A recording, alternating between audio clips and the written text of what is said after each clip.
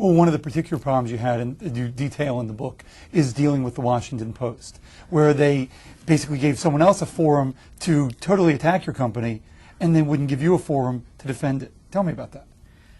Regrettably, yes. That was a truly unfortunate situation. There was an analyst here in the Washington area, professional, over at Brookings Institute, that had written on the idea of corporate outsourcing in Iraq and elsewhere in the world. And he had picked up on CACI and quite frankly, drawn some conclusions about our culpability that weren't valid. But he wrote an op-ed that appeared on, I think it was the 12th of September in 2004, that really scolded us and scoured us and pillared us in front of the United States Army. In fact, the article was entitled, "The Contract the Army Needs to Break." And it was all about CACI. I think we were listed in the 1,200 words in his op-ed. This is in the Washington Post, in the Outlook section on a Sunday.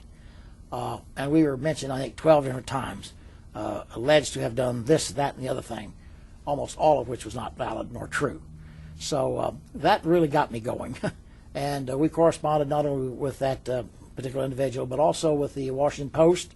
And we had been talking to the Post earlier about some of the mistakes and misinformation or misimpressions that they were leaving with the public.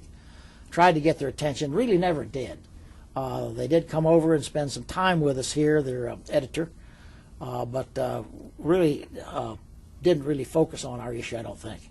After that op-ed, we went back and tried to put into the, to get entered into the Washington Post in the Outlook section an op-ed of our own that would basically respond to the claims and accusations that were implicit in this article and specific in this article.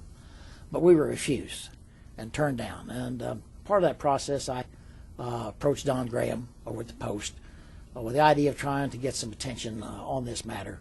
And basically, they just, the Post demonstrated it wasn't all that interested, and it certainly wasn't going to take the time and effort to pay attention to our rebuttals here. So we basically were never satisfied on that score. So that's probably the most important example of how the Washington Post in particular